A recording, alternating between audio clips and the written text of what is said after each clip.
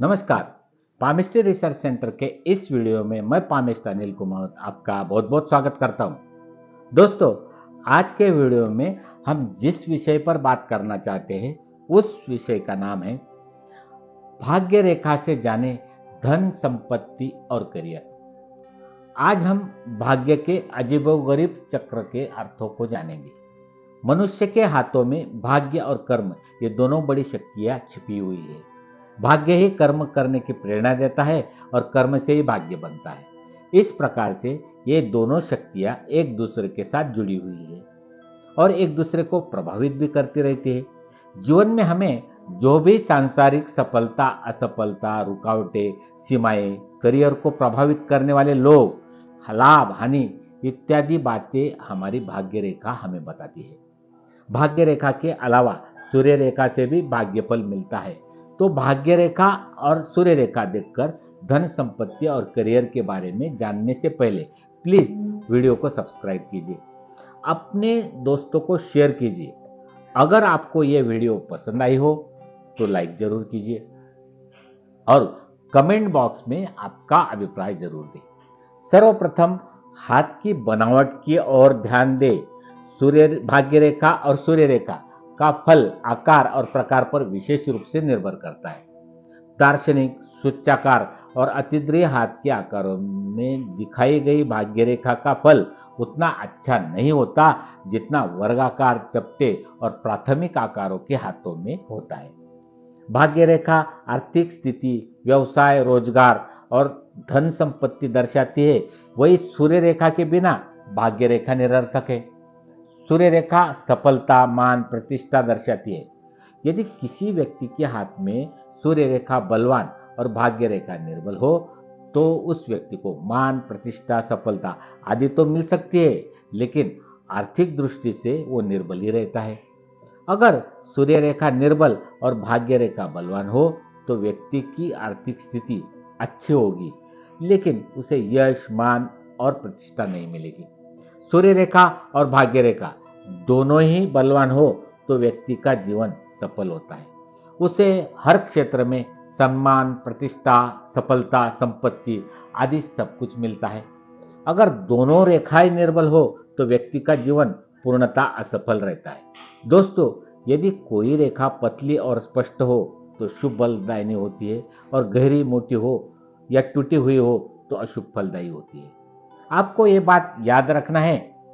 चलिए, सबसे पहले चित्र में देखिए।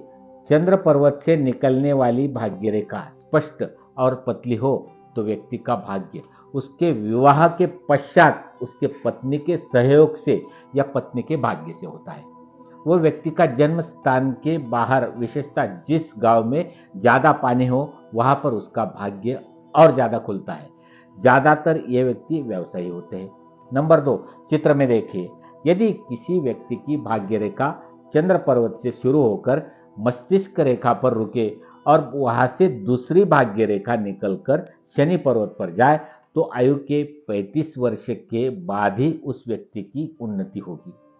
नंबर 3, चित्र में दिखती है ऐसी भाग्य रेखा के साथ ही यदि उंगलियां पतली हो और गुरु पर्वत उच्च हो तो व्यक्ति बुद्धिमान होता है।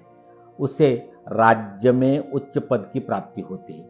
वो व्यक्ति समय के अनुसार अपने आप को समायोजित करने की क्षमता रखता है, लेकिन वासना प्रिय होता है। नंबर 4, भाग्य रेखा चंद्र पर्वत से शुरू होकर सीधी शनि पर्वत पर जाती हो, सूर्य रेखा लंबी और टूटी हुई ना हो, शनि पर्वत और सूर्य पर्वत उठा हुआ हो और सकारात्मक हो तो उस व्यक्ति का सौभाग्य अन्य लोगों की पसंद और इच्छा पर निर्भर करेगा। किसी ऐसी रेखा उन लोगों के हाथ में होती है जिनका करियर आम लोगों की पसंद पर निर्भर करता है, जैसे कि जन कलाकार, भाषणकर्ता, नेता, अभिनेता। नंबर 5, चित्र में दिखाई गई ऐसी भाग्य रेखा अगर जीवन रेखा से प्रारंभ हो रही हो तो व्यक्ति स्वावलंबी, स्वतंत्र विचार वाला, रूढ़िवादी, न्यायप्रिय और अनुशासन प्रिय होता है। ऐसा व्यक्ति अत्यधिक स्वाभिमानी प्रवृत्ति का होने के कारण पहले नौकरी के बाद स्वतंत्र व्यवसाय करता है। लेकिन यदि भाग्य रेखा हथेली के नीचे से जीवन रेखा के साथ ही जुड़ी चली आ रही हो जैसे कि दूसरे बाजू वाले चित्र में दिख रही हो, तो यह सूचित करता है कि व्यक्ति के जीवन का प्रारंभिक भाग माता पिता या निकट के रिश्तेदारों के कारण कठिनाइयों तथा आर्थिक संघर्ष में गुजरेगा। जीवन रेखा से निकलने वाली भाग्य रेखा के और भी लक्षण हैं। नंबर 6, यदि रेखा टूटी हुई हो तथा गुरु और सूर्य पर्वत उच्च हो ना हो तो व्यक्ति को किसी भी क्षेत्र में सफलता नहीं मिलती।